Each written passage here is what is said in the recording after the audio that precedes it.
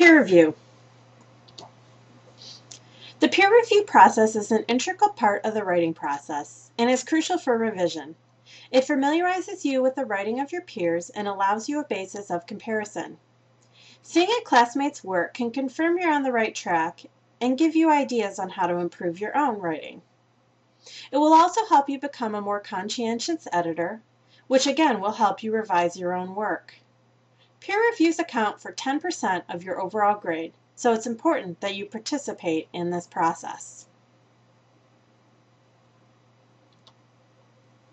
There are two components to the peer review assignments: in-text comments and summative comments, which are comments summarizing your thoughts after you've read the paper several times. The most efficient way to make in-text comments in a Word document is to use the track changes function.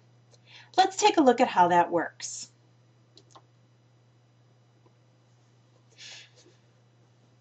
In Word 2007, you'll click on the Review tab as noted by the red arrow. Then, to make in-text changes, click on Track Changes as noted by the blue arrow. A drop-down menu will appear and you will need to click on Track Changes again. To turn this function off, simply repeat the process. As indicated by the green arrow, you can add a comment that will appear in the right margin by clicking on New Comment. Feel free to poke around under this tab to learn more about the review features offered by Microsoft Word. I've simply touched on the features necessary to complete the peer review assignment. Also, note that if you're using Word 2003, you'll need to click on the Tools drop-down instead of the Review tab to access track changes. This version also has a less sophisticated way to use the comments feature.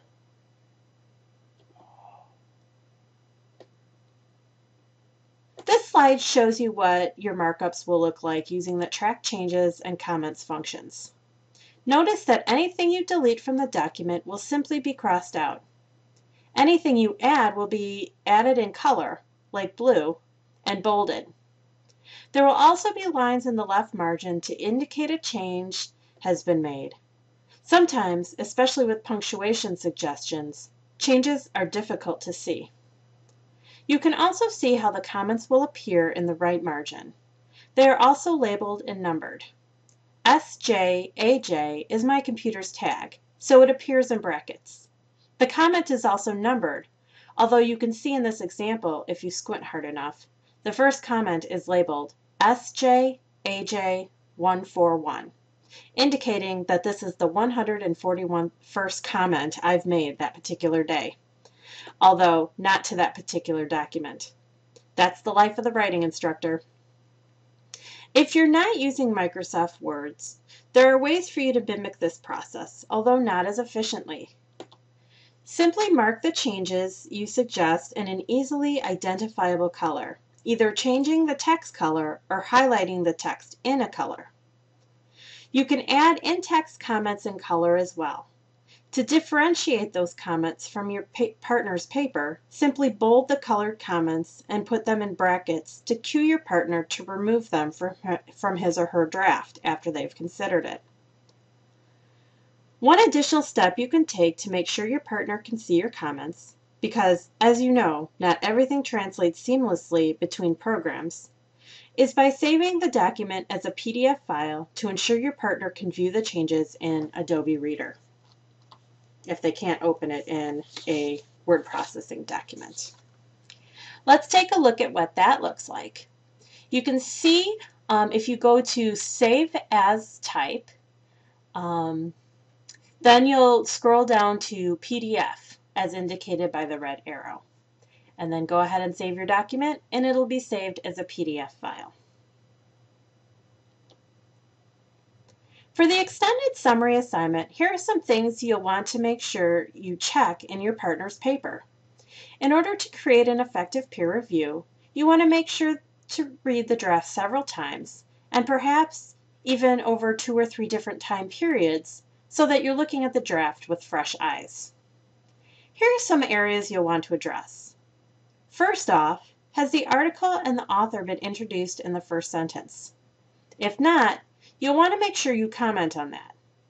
One issue you'll come across repeatedly in this course is the necessity to introduce your sources and their work. Another thing you'll want to do is make sure your partner has identified the author's main point or thesis statement, and comment on how clearly and concisely your partner has summarized the key points in the article he or she is summarizing. Another thing you'll want to check for is if your partner has summarized the author's ideas exclusively in the third person. There should be no first or second person reference in this assignment, nor should there be any of your partner's opinions. We'll insert our opinions into our writing for paper 2, but for now we're focusing on the skill of summarizing the ideas of others. Also, check your partner's signal phrases. Are they used? Are they used correctly? Are they varied? These are all things you'll want to review and, if necessary, make suggestions on word choice if there are more clear, precise words that should be used.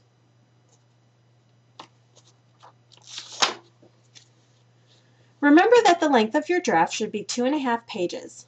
The reason for this is to give you an opportunity to practice editing concisely during the revision process. While this can be a painful exercise, it's one that students tend to appreciate because of the skills they practice during this process. The second part of the peer review is to write a summative response at the end.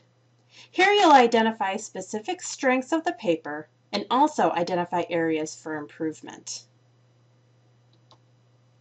As you go through this process, be sure to review the YouTube videos and Norton readings assigned over the past couple of weeks for this module. And once you've completed your peer review, you will want to turn it in 2 places. First, you'll turn it in on the discussion board where you retrieved it. Your partner will also likely appreciate it if you take the time to email it to him or her. The second place you'll turn it in is under the Assignments tab. This is where I will retrieve your peer review for grading.